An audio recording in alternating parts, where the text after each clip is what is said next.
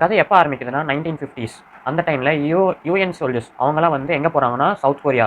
South கொரியாவில் ஹான்டோன்ற ஒரு river கிட்ட ஒரு வார் பர்பஸ்க்காக போகிறாங்க. எதுக்குன்னா சவுத் கொரியாவை வந்து அட்டாக் பண்ணுறதுக்காக யூஎன் சோல்ஜர்ஸ் வந்து கிட்டத்தட்ட 3200 சோல்ஜர்ஸை கூட்டிகிட்டு மிலிட்ரி கேம்ப் போடுறாங்க. அந்த இடத்துல போட்டு கொஞ்ச நாளில் வந்து என்ன ஆகுதுன்னா அங்கே இருக்கிற மிலிட்ரி சோல்ஜர்ஸ்க்கு நிறைய டிசீஸ் வருது.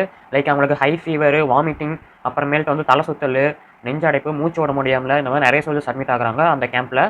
இந்த மாதிரி 3200 சோல்ஜர்ஸில் நியர்லி 500லேருந்து 300 சோல்ஜர்ஸ் கிட்ட இந்த கேம்பில் வந்து இறந்து போகிறாங்க. ஸோ இதை வந்து ஒரு 1978 இந்த மாதிரி டைமிங்கில் வந்து ஒரு டாக்டர் கண்டுபிடிக்கிறாங்க.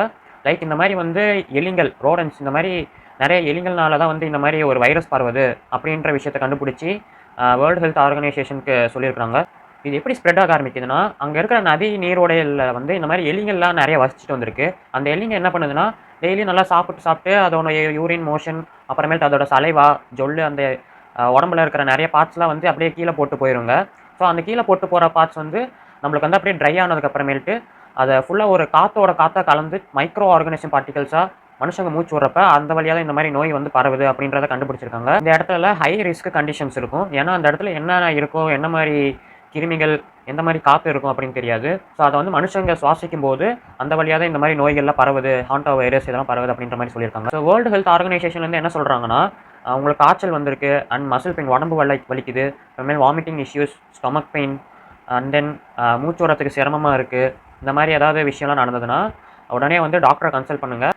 இப்போ ரீசெண்ட் டேஸில் இந்த வைரஸ் வந்து கொஞ்சம் கொஞ்சமாக பரவ ஆரம்பிச்சிருக்கு. இதுக்கு என்ன காரணம் அப்படின்ட்டு சயின்டிஸ்ட் சொல்கிறாங்கன்னா, கார்பேஜஸ், குப்பைகள் வந்து நிறைய சேருது. இந்த மாதிரி குப்பைகள் நிறைய சேர்ந்ததுன்னா இந்த மாதிரி எலிகள் நிறையா வரும். கிளைமேட்டிக் கண்டிஷன்ஸ், அதாவது வெதர் சேஞ்சஸ், இந்த மாதிரி மாற்றங்கள் நிறைய நடக்கிறனால்ட்டு இந்த மாதிரி வந்து டிசீசஸ் நடக்குது அப்படின்ட்டு சொல்கிறாங்க.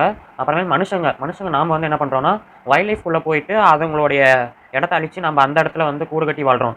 அதனால்ட்டும் இந்த மாதிரி வந்து வைரஸ் ஸ்ப்ரெட் ஆகுது அப்படின்ட்டு சயின்டிஸ்ட் சொல்லியிருக்காங்க. இப்போ இந்த மே மந்தில் எம்வி ஹாண்டஸ் அப்படின்ற ஒரு ஷிப்பில் இருக்கிற நிறைய பேசஞ்சர்ஸ்க்கு இந்த மாதிரி வைரஸ் பரவிருக்கு. அது பேர் என்னென்னா ஆன்டி வைரஸ் அப்படின்னு சொல்கிறாங்க. இது வந்து ஹாண்டா வைரஸ் அதனுடைய குடும்பம் தான், லைக் அதனுடைய ஸ்பீஷிஸ் தான் அப்படின்னு சொல்லியிருக்காங்க.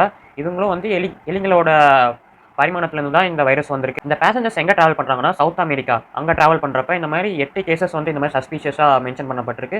இதில் 3 பேர்கிட்ட இறந்து போயிருக்காங்க அப்படின்ட்டு வேர்ல்டு ஹெல்த் ஆர்கனைசேஷன் சொல்லியிருக்காங்க. இதில் வந்து இந்தியன் பேசஞ்சர்ஸ் 2 பேர் இருக்காங்க. ஸோ இந்தியன் பேசஞ்சர்ஸ் அவங்களுக்கு வந்து இந்த மாதிரி டெஸ்டிங்ஸ்லாம் எடுத்து சொல்கிறாங்க. ஃபைனலி தங்காட அவங்களுக்கு வந்து எந்த ஒரு நோய் தொற்றும் இல்லை அப்படின்னு சொல்லியிருக்காங்க.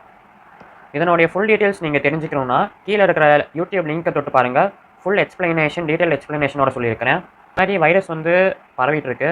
லைக் இது வந்து மியூட்டேஷன் ஆகி கோவிட் மாதிரி ஒரு சிச்சுவேஷனை கொண்டு வருமா வராதா அப்படின்றத கமெண்ட் செக்ஷனில் சொல்லுங்கள். Until then by.